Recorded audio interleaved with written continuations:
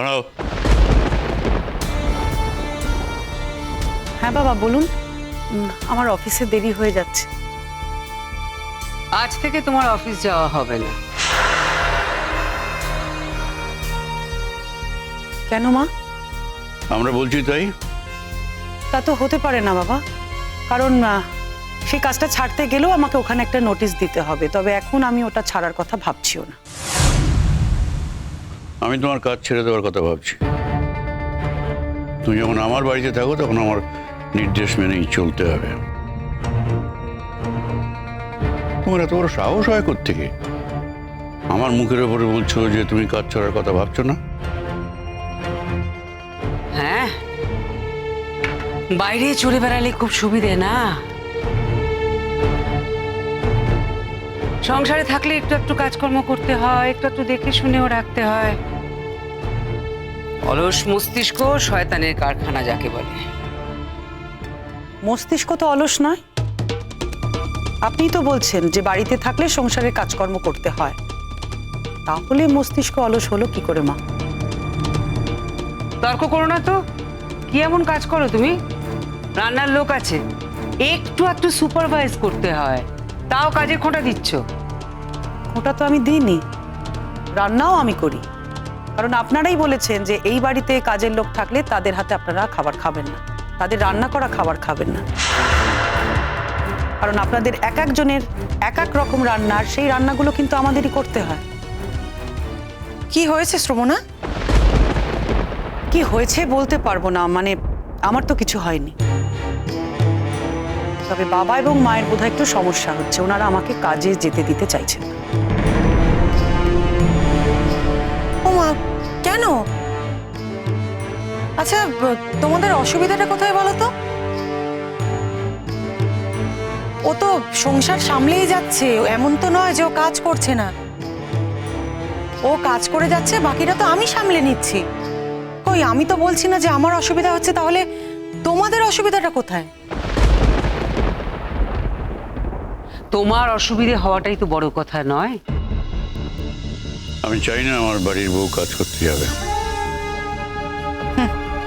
বড়দা, এই করে করেই তো আমার জীবনটা নষ্ট হয়ে গেল। আজকে আমার স্বামী জেলে আর আমার মেয়ে দুটোর এই অবস্থা। শ্রমণ একটা চাকরি পেয়েছে, ও কাজ করতে যাচ্ছে, নিজের পায়ে দাঁড়ানোর চেষ্টা করছে, সেখানে আপনাদের কিসের অসুবিধা বলুন তো? সেই সুযোগটা আপনারা ওকে দেবেন না? না, ও কাজ করতে যাবে না। কাজের থেকে অকাজটাই ও বেশি করছে। ও যদি আর 5টা মেয়ের মধ্যে শুধু কাজ করতো আর বাড়ি ফিরে আসতো, তাহলে তো এত কথা উঠতোই না। গুড মর্নিং জেঠুমনি। Good morning. Good morning. Good morning. Good morning. ঘুম ভাঙলো এতক্ষণে? তা তোমার শ্বশুর শাশুড়ি কোথায়? তাদের তো দেখছি না। আজকে একটা মিটিং আছে, দিল্লির থেকে কিছু লোকজন আসবে, তাই জন্য স্যার আর ম্যাম অনেক আগেই বেরিয়ে গেছেন। আমিও বেরোবো। আজকে তো ইউনিভার্সিটিতে আমার লাস্ট ডে, সামনেই পরীক্ষা, ওখানে আমার কিছু কাজও আছে। তাছাড়া যারা আসছেন বাইরের থেকে তারা স্টুডেন্টদের সঙ্গে কিছু কথাও বলতে চান, সেই জন্য স্যার বলেছেন আমাকেও যেতে।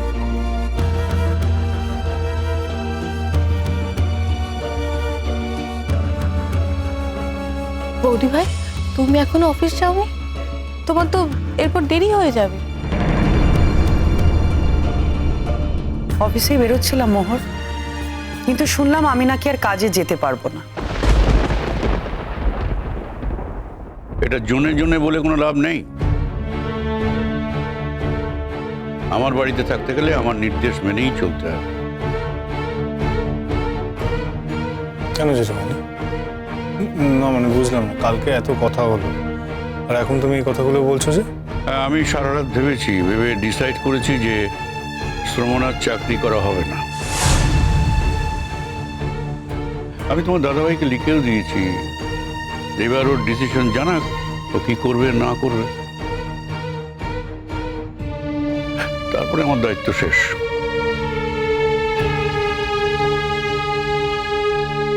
কি ডিসিশন নেবে আপনার ছেলে বাবা? যে সে ডিভোর্স দেবে কি দেবে না। সে যেভাবে আছে সে তো ডিভোর্সের মতোই, সেপারেট হয়েই তো আছে। তাহলে আর খাতায় কলমে আলাদা করে ডিভোর্স করার তো কোনো দরকার নেই। আপনারাও এতদিন একজন কাজের লোক পেয়ে গিয়েছিলেন ফ্রিতে, অসুবিধা তো কারোর হচ্ছিল না। যেটুকু অসুবিধা হচ্ছিল সেটা আমার। শুনেছো ওর কথাবার্তা? শুনেছো তুমি? যাকে এতদিন ধরে পুষছি তার কথাবার্তা শোনো।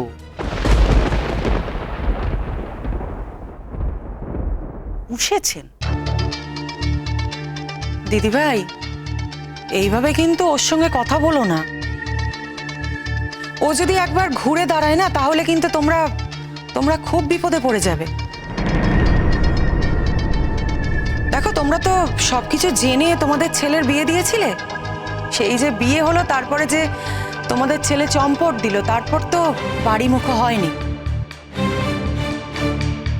বিয়ে হওয়ার পর বিদেশে চলে যাওয়ার পর না শ্রমণাকে ফোন করেছে আর না ওর কোনো খরচ দিয়েছে। তাহলে এটা কিসের বিয়ে বলো তো? এটা তো কোনো বিয়েই না। শ্রমণা যদি এটা নিয়ে কোর্ট কাছারি করে, তাহলে কিন্তু রায় তোমাদের পক্ষে যাবে না। সুতরাং যেটাই করবে সেটা ভেবে করো, কেমন? এই তুমি কি ওকে উস্কাচ্ছ নাকি? শোনো, এই সমস্ত কোর্ট কাছারির ভয় আমায় দেখিও না। আমার জীবন কেটে গেছে এই সমস্ত করতে করতে। অনেক দিন হয়ে গেল আমি কিন্তু একটা বিজনেস সামলাই। বড়দা, আমি আপনাকে ভয় দেখাচ্ছি? আমি ভয় দেখানোর কে? আমার কি ক্ষমতা আছে? আপনারা কত ইনফ্লুয়েন্সিয়াল, আপনাদের কত ক্ষমতা।